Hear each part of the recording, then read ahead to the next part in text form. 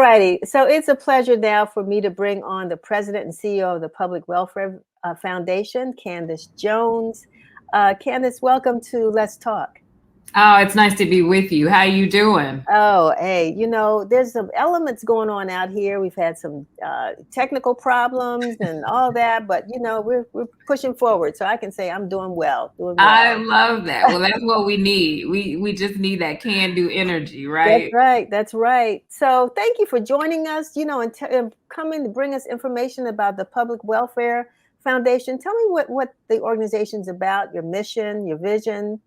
Tell Yeah. us in. We're a foundation. So we're a foundation in the traditional sense, which is that we exist to give money to other organizations that do good. Specifically, we're a foundation that gives money around a strategic pillar of criminal and youth justice reform. So we fund in sites all over the country, and we fund groups that focus on advancing justice with a focus on really investing deeply in communities of color and with formerly incarcerated people, two groups that tend to be starved out of the resources to advance this issue. We like to make sure that they're around the table, driving the conversation, informing where we go. We work in DC, Georgia, Mississippi, Louisiana, Oklahoma, Colorado, Milwaukee, Wisconsin, Michigan, and we just this year launched work in Tennessee. Well, this is good news. I mean, I've heard of the Public Welfare Foundation, didn't know much about your work. And so glad that you decided to come and share this information with us. I have a lot of questions, but I have to ask to a certain extent, what made you feel as though, this was information you needed to share with our viewers? We think it's really important to talk about this work, particularly in this moment in history. I was so interested and intrigued by your last panel about youth mental health. We have all these powerful and engaging topics that we're grappling with right now. Before I was at Public Welfare, ran a youth prison system. We worked at the time when I was running the system, more than 50% of those youth had co-occurring disorders, either a mental health issue or substance abuse issue that they were dealing with. And it's a testament to what we do as a society when kids are in free fall, when they're struggling. We tend to use suppression and incarceration as the way to respond to that, not the sort of nurturing supports that Dr. Tyson was talking about in the last segment. And so much of what public welfare is trying to be in discussion with in society with the advocates that we work with is to say, is this really the way we want to respond to these crises? It's also just so important for us to be in the discussion right now because there can be a lack of great information. I love that interview, but a big misconception in the district is actually that youth have been driving violent crime, and actually the data doesn't support that. By and large, it's not our youth, it's not our young people that are at the crux of that issue. The average age of those involved in either as a perpetrator or as a victim of gun violence is 27 years old, so a much older individual. And so we have to think about that because that data both helps us think about how we need to respond to that group of individuals to wrap them in the supportive services that keeps them out of risk, but particularly how we think about our young people with the mental health supports and additional supports they will need to get on track. Yeah, whether, as you know how folks are, I mean, whether youth are driving those numbers or not, it's the type of criminal activity that we keep hearing about, attacks on seniors or attacks on each other. And the younger the age causes us to pause and say, whoa, what's going on? I mean, it may only be one or two incidents, but it's enough to make us feel like it's a crisis. So, but with regards to what the Public Welfare Foundation does, I mean, what kind of projects or organizations does the foundation fund? What do you look for when you're thinking about people or organizations to support?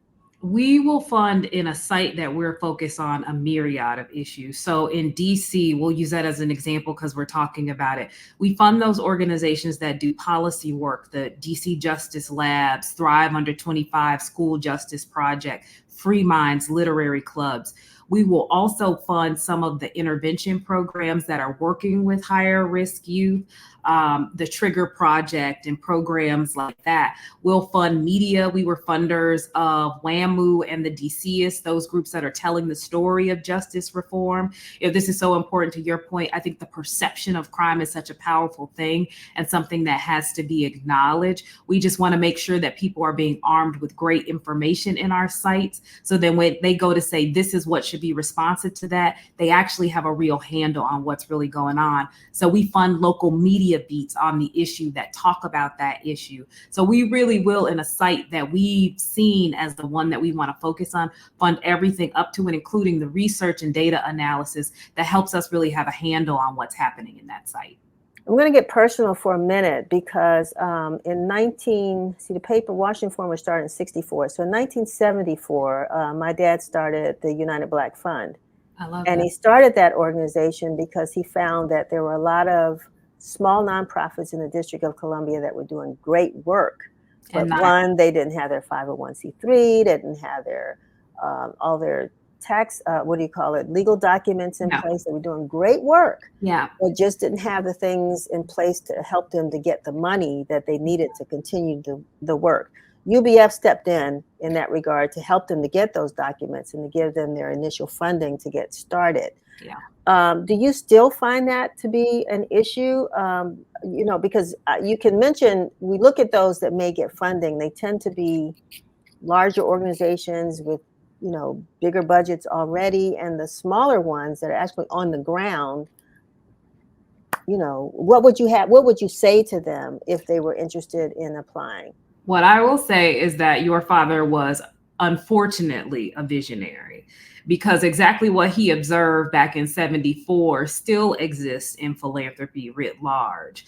There was a Bridgepan study that they did with Echo and Green back in 2020, where they showed that Black, Latinx, people of color-led organizations got cents on the dollars of philanthropic to support their work across a myriad of issues. So I think there's now a research base that supports what he knew at that time. Public welfare works to address that. We're really intentional, as I said, when we're talking about our sites, we prioritize formerly incarcerated leaders, people of color leaders. Some of the organizations I named, like DC Justice Lab, we didn't come in and fund DC Justice Lab once it was big. We were one of the original organizations that helped launch it. We like to be first in and catalytic folks with ideas, recognizing that these communities, people of color, do incredible work, and they need to have agency in the conversation.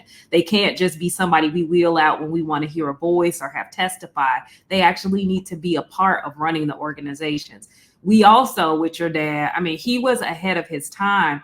It's not just enough to sometimes give grants. What we find is that we have to wrap them with the kind of support that allows them to get technical assistance about how do you finalize your 501c3. If you're not ready to get a 501c3, maybe what you need is a partnership with a fiscal sponsor that can do some of your back office and administrative work while you go out and do the good work until you're ready to actually move in that direction. So that is a big part of the work. And I would like to be able to tell you that decades later, we have figured that out. But the truth is that there's still not enough philanthropic organizations like ours that are trying to be really intentional about that. It's also one of the things that I've seen over the years, and I don't know how you all feel about this in giving grants or funding programs, is collaborations. Sometimes we as a group of people want to be the one and only. But sometimes, and you mentioned the partnerships and collaborations, how someone that might have all of those things, you can partner with them so that you add something to talk a little bit about collaborating.